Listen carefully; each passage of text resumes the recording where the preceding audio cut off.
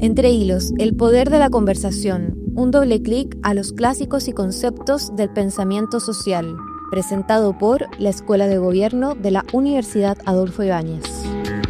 Hola, ¿qué tal? ¿Cómo están? Bienvenidos a un nuevo capítulo de Entre Hilos en el Mostrador. Como siempre me acompaña el académico Daniel Chernilo. ¿Cómo estás, Daniel? Hola, Francisco. Muy bien. Qué bueno. Voy a partir planteando la pregunta que va a orientar este capítulo. Daniel, ¿vivimos en un mundo secular? Hemos hablado de secularización otras veces, pero esa es la pregunta. Sí, hemos hablado de secularización otras veces. Hicimos toda una temporada de episodios sobre secularización. Y yo creo que la respuesta a esa pregunta tiene como dos partes. Primero es en qué lugar del mundo no hay una única forma de secularización. Las relaciones entre religión y política, para decirlo así, son múltiples en distintas partes del mundo. Y lo otro, por supuesto, es que descansa en qué vamos a entender como más específicamente por este mundo secular. Y ahí como que las ciencias sociales nos ayudan a entender esta idea de secularización, yo creo, como en tres maneras como principales. La primera es, tal vez la más como convencional, es como esta idea de la separación entre el Estado y la Iglesia, ¿no? En algún momento, hacia finales del siglo XIX y principios del siglo XX, en Chile progresivamente el registro civil, ¿no?, empezó a ser la institución encargada de los matrimonios y de las defunciones y no la Iglesia, ¿no? Comienza un proceso de separación del Estado y la Iglesia. La segunda es que las sociedades modernas, las sociedades como la chilena, son sociedades con pluralismo religioso. No hay una única religión, hay múltiples religiones, hay múltiples denominaciones cristianas y hay múltiples grupos religiosos que no son cristianos.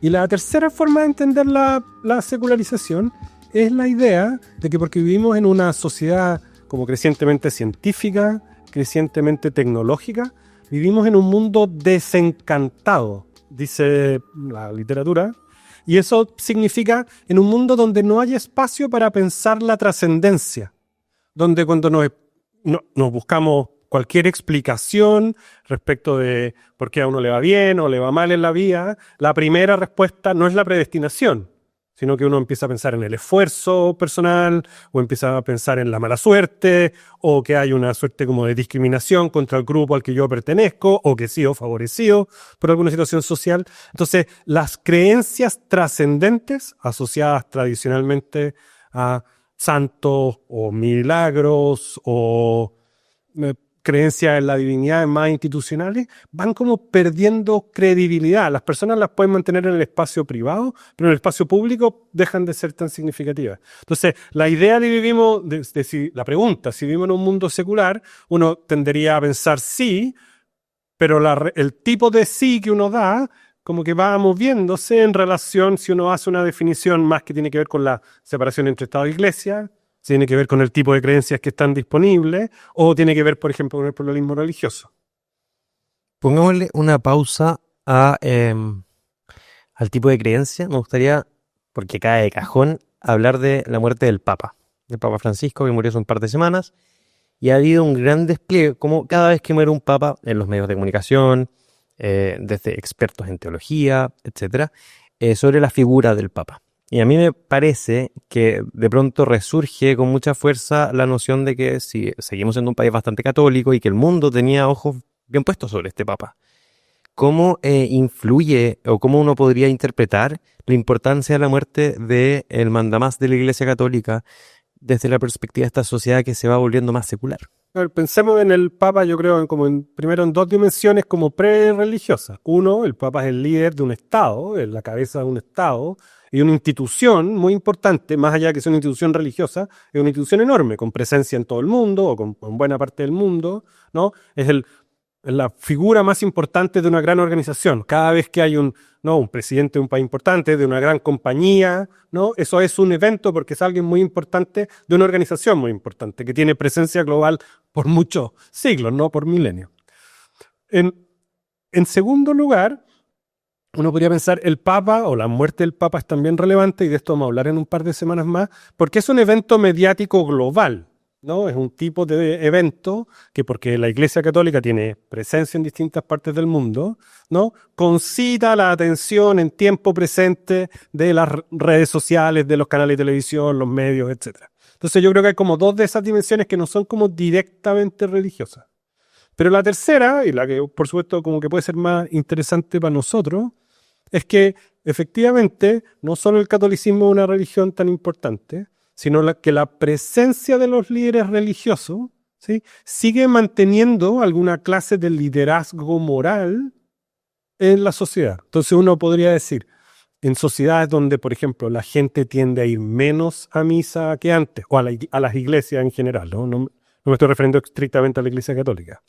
En sociedades donde las personas tienden a tomar decisiones sobre su vida personal o sus decisiones valóricas de forma bastante más privada y personal y buscando, ¿no?, múltiples fuentes y no únicamente la religión, uno de los roles que sí sigue manteniendo las religiones institucionales es en algún sentido esta idea de que son un compás moral, hacen una suerte como de orientación moral respecto al menos de algunos temas como muy fundamentales. Entonces la importancia de la muerte de una figura como Francisco, más allá de que pueda estar en la conexión con América Latina, es la idea de que de los líderes religiosos, uno, por ejemplo, todavía son los espacios donde uno espera algún nivel de consistencia entre el discurso público y la práctica privada.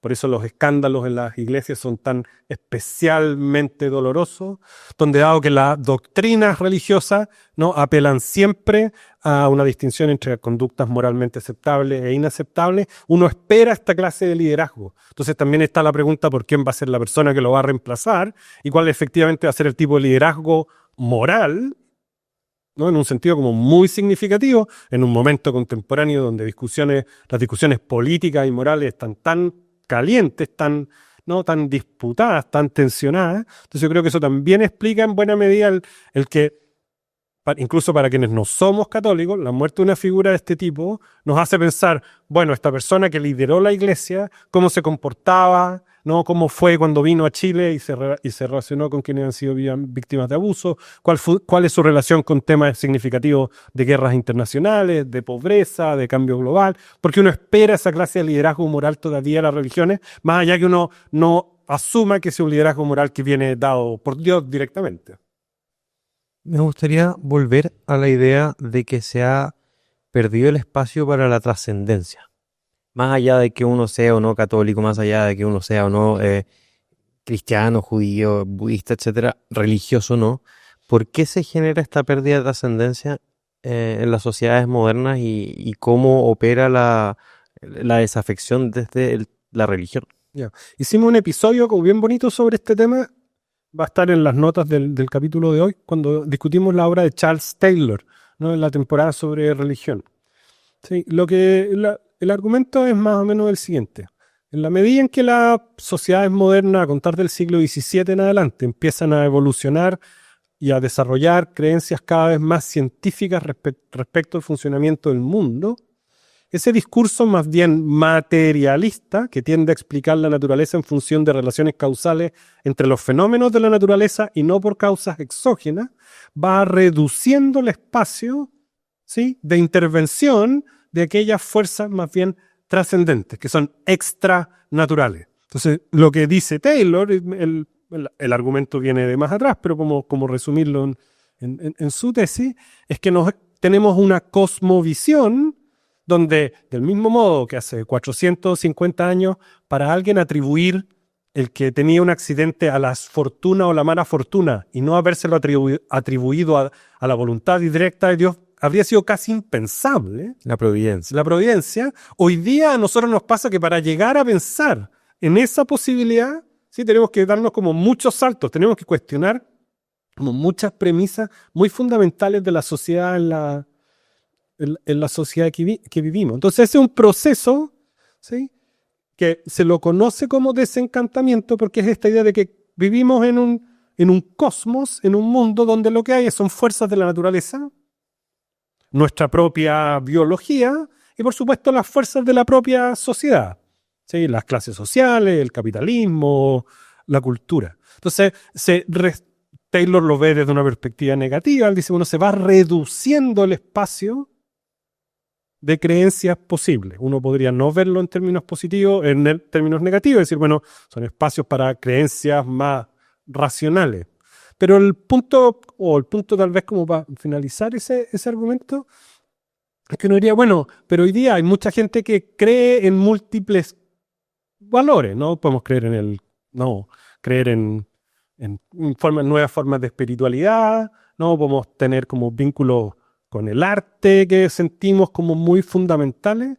Y el argumento de la pérdida, ¿no? Del desencantamiento del mundo es que no se trata de cosas en las que yo creo, valores que surgen de mí y que yo proyecto sobre el mundo, sino más bien de valores que existen en el mundo y valores que porque existen yo creo en ellos. Es una forma, para hablar en ese lenguaje, de realismo moral que hoy día es súper difícil. Todas las cosas hoy día en general las valoramos porque me gustan a mí, porque yo creo que ese subjetivismo es muy moderno. Y Taylor dice, en este mundo desencantado en que vivimos, lo que es aún más difícil es pensar en cosas buenas en sí mismas. Y que porque son buenas en sí mismas, nosotros nos acercamos a ellas. Gracias por esa respuesta, Daniel. Me surgen más preguntas, pero tenemos que hacer un alto para recordar que este programa es presentado por la Escuela de Gobierno de la Universidad Adolfo Ibáñez y su doble título en Ingeniería Comercial y Sociología, el proceso de admisión para el año 2026. Habiendo dicho eso, para no perder el hilo, y pensando, no sé si has visto o leído El cuento de la criada, este libro, esta historia de Margaret Atwood. Bueno, es básicamente una resecularización fundamentalista cristiana de una sociedad que vive bajo una teocracia. ¿Por qué las sociedades caminarían en la modernidad hacia la secularización? Es una pregunta doble. ¿Y qué condiciones podrían darse para que una sociedad volviera a ser más religiosa? Ok, como dijimos al inicio, la secularización no es un fenómeno global. O sea, ni siquiera en el mundo occidental es global. Yo viví mucho tiempo en Inglaterra. En Inglaterra los candidatos no andan rezando, no, saludando a Dios permanentemente. En Estados Unidos los candidatos de campaña, no hay ningún candidato que pueda hacer campaña sin hablar de Dios. Es decir, incluso en países parecidos, occidentales, ¿no? En Francia hay una relación también completamente distinta con la religión. Entonces la secularización no es un único proceso, ¿no? Como que eso es lo primero. Lo segundo es que si nos salimos del mundo occidental, por supuesto que la relación entre religión y política y relación y Estado es mucho más compleja. Tenemos el caso de Israel, donde hay un vínculo bien estrecho entre religión y política. Tenemos el caso del mundo musulmán, todos los países árabes, o la buena parte, que tiene un vínculo muy estrecho entre religión y política. Tenemos el caso de Pakistán o la India. O sea, hay múltiples maneras. Pero uno podría decir dos cosas. Primero, es que hay una literatura, esta es una cosa bien de las ciencias sociales y de la filosofía, que no viaja muy bien a la discusión pública, pero lo vamos a tratar de explicar, es que dicen, en realidad no vivimos en sociedades seculares porque la religión no ha desaparecido tanto, la gente sigue creyendo en muchas cosas, sigue esperando el liderazgo moral de la religión y sigue encontrando en la religión una fuente de confort en situaciones problemáticas, sino que vivimos en una sociedad post-secular.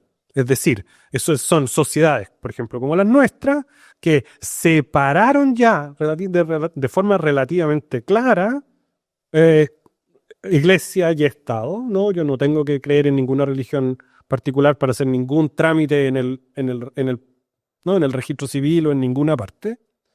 Pero en la discusión pública, en mi rol de ciudadano, yo no digo, bueno, porque yo soy ciudadano chileno, ¿sí? Me basta con eso para ir a discutir en la esfera pública, sino que yo soy un chileno judío, yo soy un chileno católico, yo soy un chileno, ¿sí?, evangélico. Y desde ahí participo en la esfera pública como ciudadano, poniendo sobre la mesa mis creencias religiosas. Entonces este giro que la literatura habla como de un post-secularismo es, sí, se produjeron algunos eventos muy importantes que separaron el Estado y la política, pero eso no hizo que la religión desapareciera, no hizo que las personas dejaran completamente de lado los valores religiosos, sino que por el contrario, en un conjunto de temas muy significativos, es fácil pensar en los temas que generan como debates más intensos, ¿no?